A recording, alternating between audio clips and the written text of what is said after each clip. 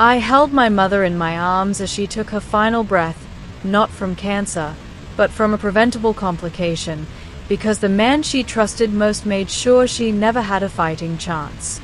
He thought he'd inherit everything by letting her die slowly. Instead, I legally took it all from him, and now is a fugitive hiding in Mexico.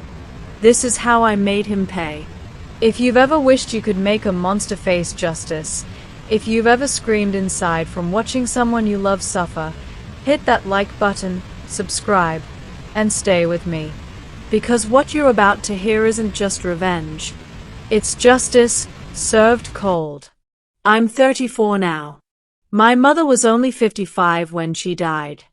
And the man who helped kill her, my ex-stepfather, L, was 65 when this all began. They were married for 16 years. From the outside, normal. Inside, quiet chaos. I moved out when I was 18, trying to escape the strange undercurrents. But at 27, I returned, temporarily. I had decided to go to college, and Mom and Elle generously offered my small family the basement apartment in their home. I thought maybe he had changed. I was wrong. A year and a half into my program, Mom got sick. Ovarian cancer. And just a week before her surgery, one of the major tumors ruptured. The cancer spread like wildfire.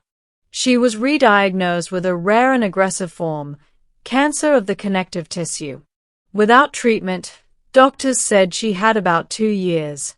We all sat in that sterile office when the doctor delivered the news. But he had a tantrum. A grown man, stomping and yelling that his wife wouldn't be doing show *T. He stormed out, slamming the door behind him. What came next was chilling. My mom looked the doctor in the eye and said, "I'm afraid for my life. I know if I don't get treatment, I'll die. But I also know he won't let me." That statement was documented in her medical records.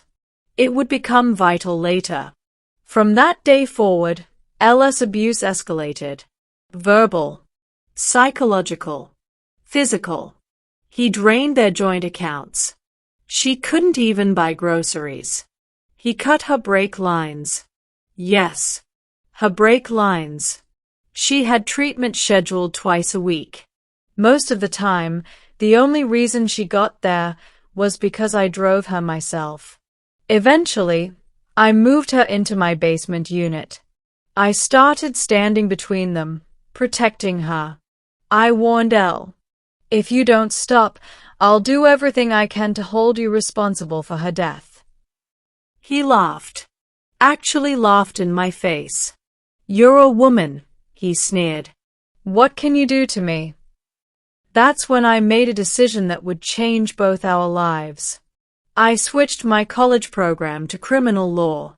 I started studying, researching, building. I hired my mom a lawyer, and I set up cameras. Not secretly. Elle knew they were there. Every time he ranted about throwing my family on the street, it was recorded. Every moment of cruelty, of neglect, of abuse, documented. At the same time, I got pre-approved to buy out his 50% of the house. He could have walked away with $250,000. All he had to do was sign one piece of paper.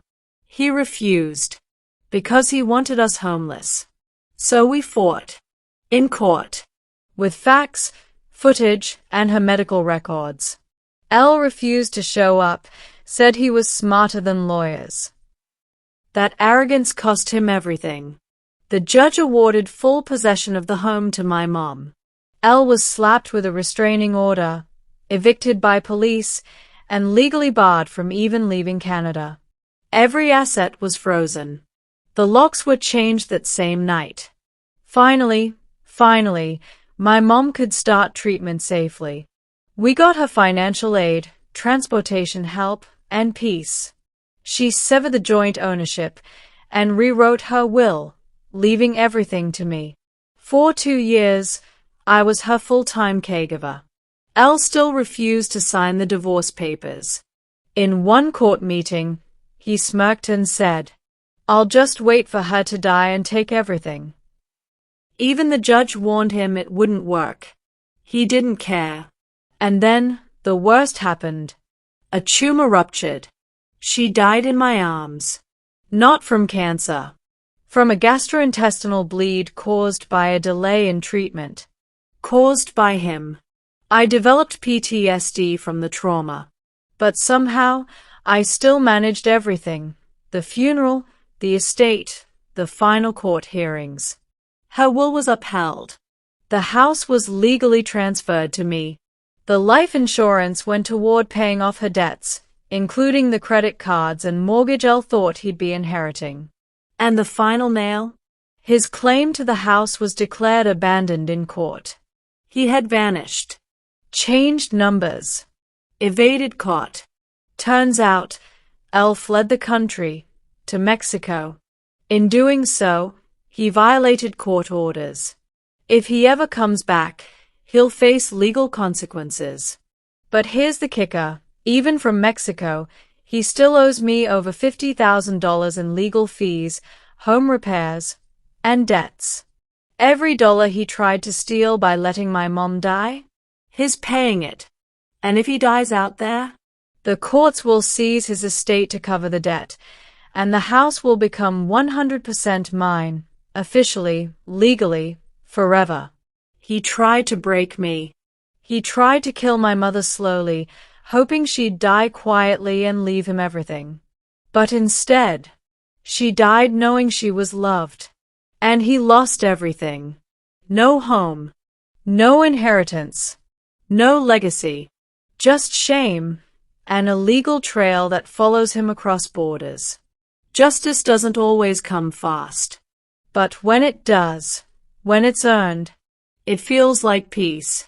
Don't let anyone tell you that you're just a woman. You are capable of defending what matters.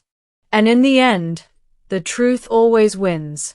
If this story gave you chills, smash that like button and tell me in the comments. What's the most satisfying justice you've ever seen? And for more powerful, real-life revenge stories like this one, make sure to subscribe. You don't want to miss what's coming next.